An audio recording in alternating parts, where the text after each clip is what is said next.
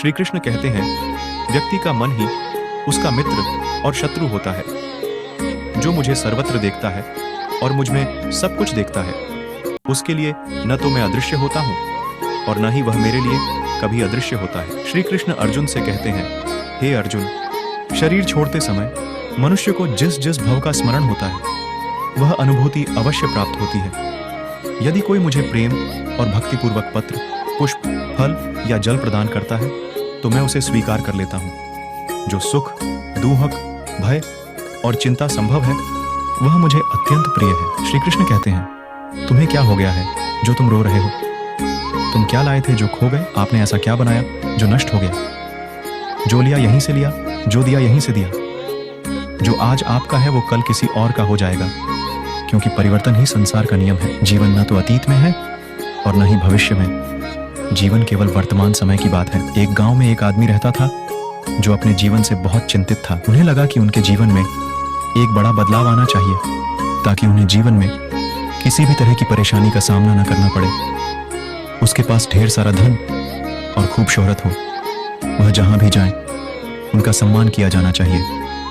लेकिन उसकी जिंदगी में कुछ भी नहीं बदल रहा था, क्योंकि वह कुछ भी करने की बजाय बस सही समय का इंतजार कर रहा था और समय इंतजार कर रहा था कि वह कुछ करे। उसकी इस आदत के कारण उसका मन दुखी रहने लगा। उसके मन में नकारात्मक विचार घर करने लगे। उसे हर चीज में कमियां नजर आने लगी। जब भी वह कुछ करने का निर्णय लेते थे तो अचानक उनके मन में यह ख्याल आता था कि शायद यह काम ठीक से नहीं हो पाएगा।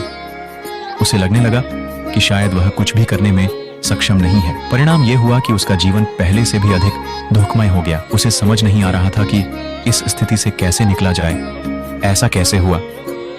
कुछ ऐसा काम करें जो उसे सफल बना सके।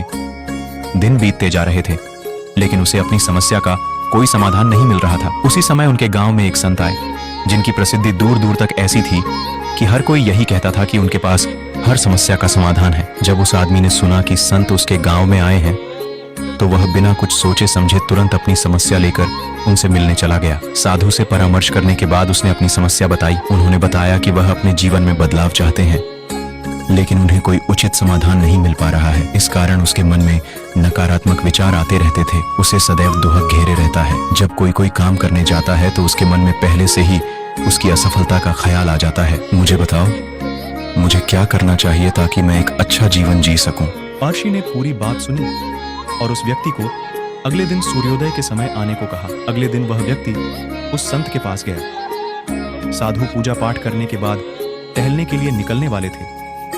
उसने उस व्यक्ति को अपने साथ चलने के लिए कहा। चलते चलते वे एक खेत के पास पहुंचे। साधु ने गेहूं की फसल की ओर इशारा करते हुए पूछा, क्या तुम बता सकते हो कि इस खेत में यह फसल कैसे उगेगी?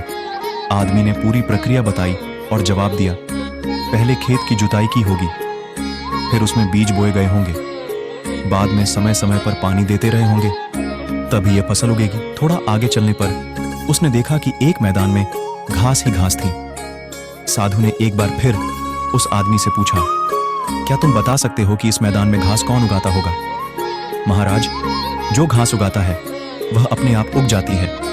जब खेत में किसी और चीज का बीज नहीं बोया जाएगा तो घास ही उगेगी। आदमी ने एक बार फिर आर्षि के प्रश्न का उत्तर दिया। आपके इन उत्तरों में ही आपकी समस्या का समाधान छिपा है। आर्षि इस आदमी को समझाने लगे, इंसान भी एक मैदान की तरह है। इसमें आप जो भी बीज बोएंगे आपको वैसी ही फसल मिलेगी। यदि आप इस पर काम करते रहेंगे, इसमें सकारात्मकता के बीज बोते रहेंगे, तो यह आपको सफलता की ओर ले जाएगा। और यदि आप वर्तमान समय को अपने भविष्य की चिंता में बर्बाद कर देंगे तो आपके मन में नकारात्मकता बढ़ती जाएगी। बदलाव तभी संभव है जब हम अनावश्यक चिंताओं को छोड़कर सही समय का इंतजार करने के बजाय जो करना है उसे वर्तमान में करें। उस व्यक्ति को समझ आ गया कि यदि मन को सही दिशा में लगाना है तो सही दिशा में ले जाना होगा। खेत का उचित उपयोग ही जीवन में बदलाव ला सकता है। यदि आप इसे खाली छोड़ देंगे तो आलस्य और नकारात्मकता इस पर हावी हो जाएगी। अपने मन के आदेशों का पालन न करें, बल्कि अपने मन का पालन करें। किसी भी बड़ी इमारत को बनाने की शुरुआत उसे बिछाने से होती है, और उस सीट की तरह अपने छोटे छोटे प्रयासों को मिलाकर आप एक बड़ा मुकाम हासिल कर सकते हैं। यह तो शुरुआत है दोस्तों। इस वीडियो में हमें बस इतना ही मिलता है। अगले वीडियो में अपना ख्याल रखें। जय श्री कृष्ण।